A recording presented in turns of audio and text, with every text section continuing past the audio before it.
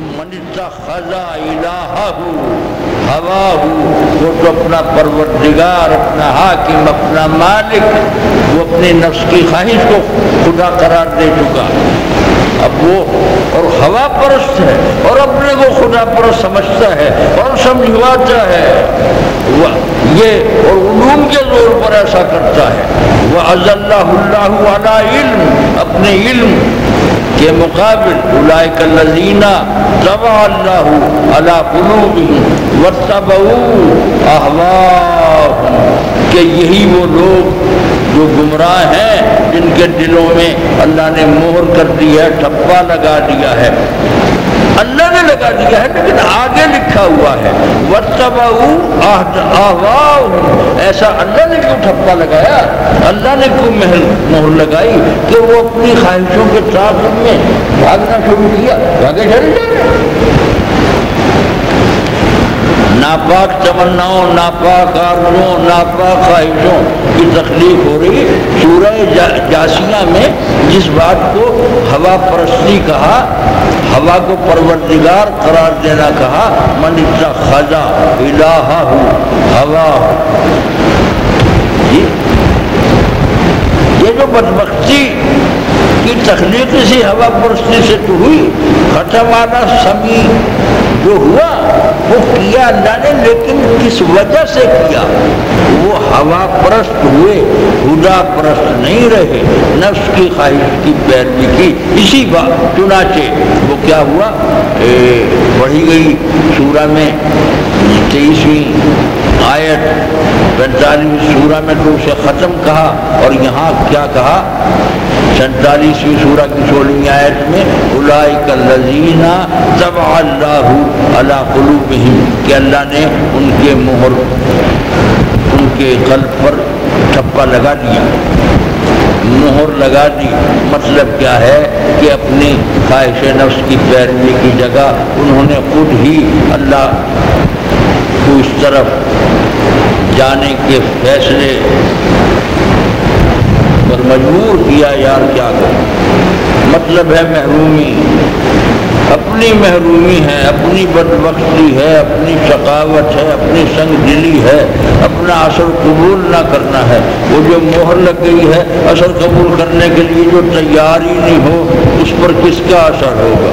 قرآن کا بھی نہیں ہوگا، بلکہ قرآن کی آیتیں بھی نفس کی خواہشوں کے مطابق ہی مطلب ان کا سمجھ آنا شروع ہو جائے گا، حدیثوں کے معنی بھی نفس کی خواہشوں کے مطابق ہی نظر آنے شروع ہو جائیں گے۔ یہی قرآن شریف میں ایک اور مقام میں کہا کہ قرآن میں نصیحت عطا کرنے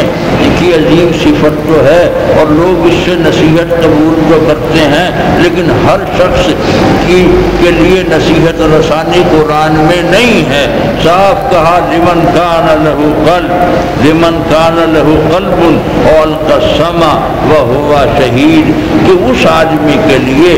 نصیحت قرآن میں ہے جس کے سینے میں دل دھڑکتا ہو۔ یہ میڈیکل دل تو سب کے سینے میں ہے، مطلب جس کے دل میں جونک قبول حق، قبول ہدایت کا کوئی خانہ رہنے دیا ہے جس نے اپنے اندر، اس کے سینے میں دل ہے۔ جی اب علم و فہم بھی بے علمی سے، نافہمی سے بڑھ کے علم قبول ہدایت کا ذریعہ ہے، لیکن قبول ہدایت کے ذریعے ہی کو جب ترک ہدایت کا ذریعہ بنانے کا کام ایک آدمی شروع کر سکا اور شروع کیا رکھنے کی قسم کھا چکا، کیسے میں کہوں بات؟ علم کے ذریعے، فہم کے ذریعے، سچائی کے سچائی ہونے کا، جھوٹ کے جھوٹ ہونے کا، معقولیت کے معقولیت ہونے کا، نامعقولیت کے نامعقولیت ہونے کا، شرافت کے شرافت اور خباثت کے خباث ہونے کا کی سمجھ آئے گی، علم اور عقل اور فہم کے ذریعے آئے گی۔ لیکن علم اور عقل ہی کو جب گمراہی اور خباثت اور بغاوت اور نامعقولیت حاصل کرنے کا ذریعہ بنا چکے ہوں، اور وہ کیوں بنا چکتے ہیں؟ وہ ہوا، اتباع ہوا ہے، ہوا پرستی کے سبب۔ اب علم میں سے بے علمی، اب خرد میں سے ناخردی۔ ہوا پرست کو ہوا پرستی میں وہ لذت ملتی ہے جو خدا پرست کو خدا پرستی میں ملتی ہے۔ مشکل یہ ہے گمراہی کے پرستار کو ہدایت وہ نفس کی خواہش کو اپنا اللہ بنا چکا،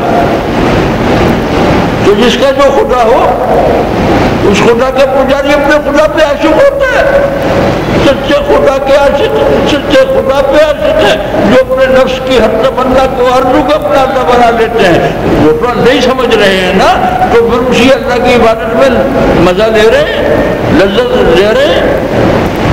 ایک آدمی ہوا کو نفس کی خواہش کو اپنا خدا بنا چکا، تو اب اسے ہوا پرستی میں خدا پرستی کا ذائقہ آئے گا ہی آئے گا، اور خدا پرستی میں ذائقہ نہیں آئے گا۔ ہوا پرستی کیا؟ اپنے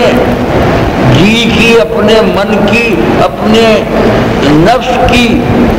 ناپاک غلط خواہشیں۔ اب جو خدا پرست کو خدا میں جمال اور عظمت اور خوبی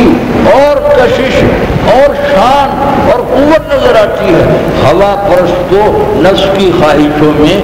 خدا کے خدا ہونے کی طرح کا جمال اور عظمت محسوس ہونے لگ جاتا ہے۔ وہ چنانچہ وہ نفس کی خواہشوں کی پیروی اس طرح کرتا ہے جس طرح سچے خدا پرست اپنے خدا کی فرمانبرداری کرتے ہیں۔ جو نفس کو یہ نفس جو پڑھی ہے نا، افرائی کیا تم نے دیکھا من اتخذ الہہ ہوا ہو، جو جس نے اپنی نفس کی خواہشوں کو اپنا الہ، اپنا خالق، اپنا مالک، اپنا معبود، اپنا پروردگار بنا لیا، تو اب کیا ہوا؟ وَأَضَلَّهُ اللَّهُ عَلَىٰ علم، تو اب اس کا علم ہی اسے گمراہی کی طرف لے جائے گا۔ اس کے علم میں تو اس کے نفس کی خواہشیں ہی اس کا سچا خدا ہے۔ یہی بات قرآن شریف کی ایک آیت کا ٹکڑا بے اختیار آیت ہے، کل حزب بما لدیہم فرحون، تو جس نے دنیا میں گروہ ہیں، جتنے فرقے ہیں، جتنے مذہب ہیں، جتنی ملتیں ہیں، جتنی پارٹیاں ہیں، جتنی اقوام ہیں، تہذیبیں ہیں، ہر ایک اوٹ پٹانگ، صحیح غلط، سچ جھوٹ، جو نظریے جو رائے رکھتے ہیں اسی کے اندر مست ہیں اور مسرور ہیں اور مگن ہیں، بس یہی سمجھتے ہیں کہ سچے تو ہم ہی ہیں، حقیقت تو ہم نہیں دیکھی ہے۔ سارا ان کا علم، ساری ان کی عقل جھوٹ کو عین سچ سمجھ کے اس جھوٹ کے عشق میں گزر رہی ہے۔ یہ الہہ ہوا ہو کے نتائج